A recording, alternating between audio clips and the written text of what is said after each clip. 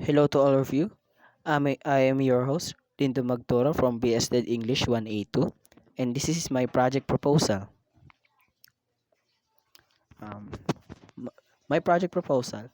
My project title is Teaching Proper Hygiene, and our time duration is even a month. We do it 1 day per week. And our proponent, especially in personal hygiene, the project proponent most of all is medical workers, frontliners, and also health task force. The budget requirements in this project proposal is monthly in salary in the Philippines is average base salary is 23,000.5 per month. And the average salary for the dental hygienist is 23,000 per month in the Philippines. With the cooperating agency, if any, the World Health Organizations or WHO. The project summary or abstract of the project. Hygiene is the one of the pivotal parts of life. It is very necessary for living a healthy lifestyle.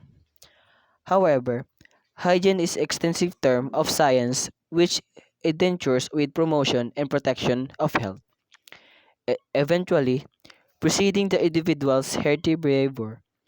In fact, the word hygiene is derived from the Greek word hygeia, which means the spirit of health, purity, sanitation, and cleanliness.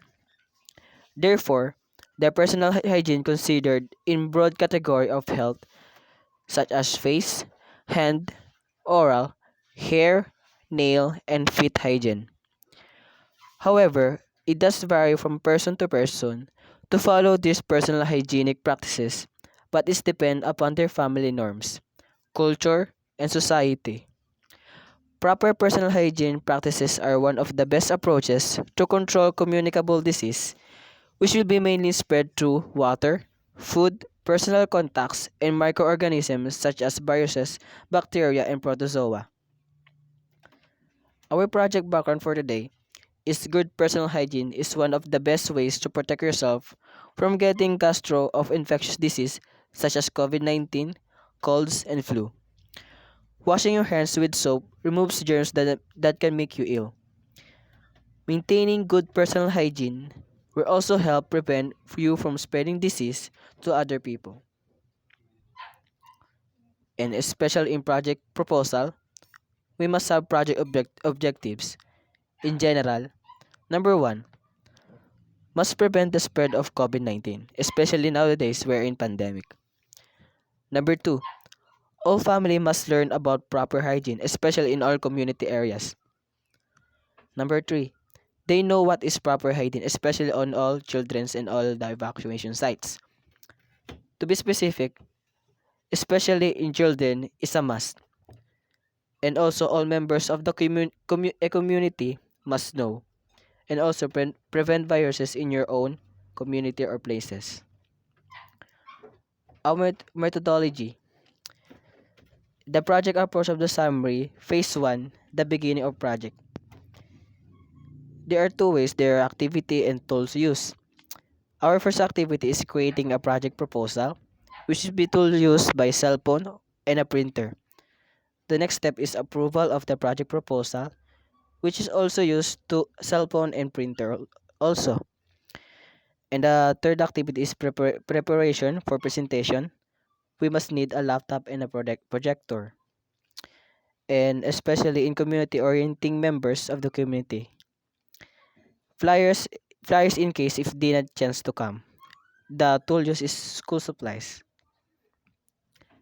Our phase 2, the developing the project. First activity, introduce the speakers and we must tools use the speaker and the microphone. The next is explaining the project with the use of PowerPoint presentation. Then the specialty of the project is also use a power presentation too. And as on how to do a personal hygiene, which is tools used by hygiene kits, and show how to use hygiene kits. Our final phase, concluding the project. First activity, asking questions about the project. Tools used is speaker, microphone, and also other orientation. Make sure they have the supplies, especially the tools used is hygiene kits because it's our main topic of the project proposal. Give funds in their budget, especially tools used is budget. Give other info, especially used in flyers. Final message and also tools used is final words. Our task breakdown and time estimates. As you can see in the first slide, visit duration is 1 day per week. So I create a task breakdown and time estimates, especially in once per day. And the list of the tasks is opening prayer, introduction about the project, special of the project, and how it helps. Every weekend day, the opening prayer it takes 1 minute only, and the introduction takes 6 minutes, and tackled about the project is takes only 10 minutes. And then specialty of the project takes 9 minutes, and explaining how we do a project proposal like this, and it takes only 9 minutes.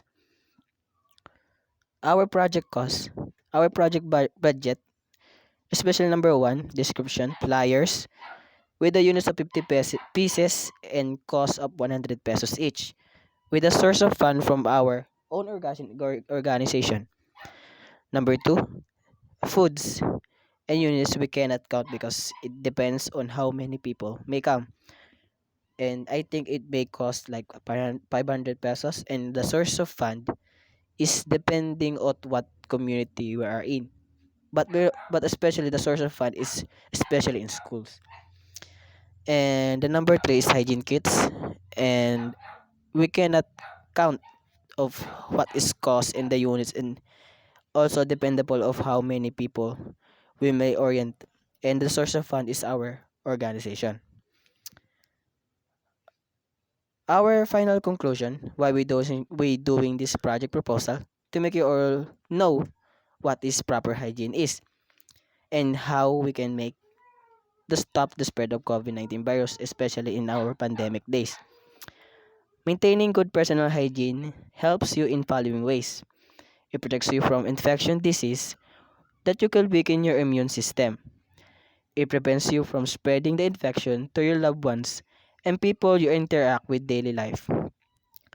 Good personal hygiene involves keeping all parts of the external body clean and healthy. It is important for maintaining both physical and mental health. In people with poor personal hygiene, the body provides an ideal environment germs to grow, leaving in a vulnerable to infection. So, and that's all. Thank you and stay safe and God bless. Thank you for listening.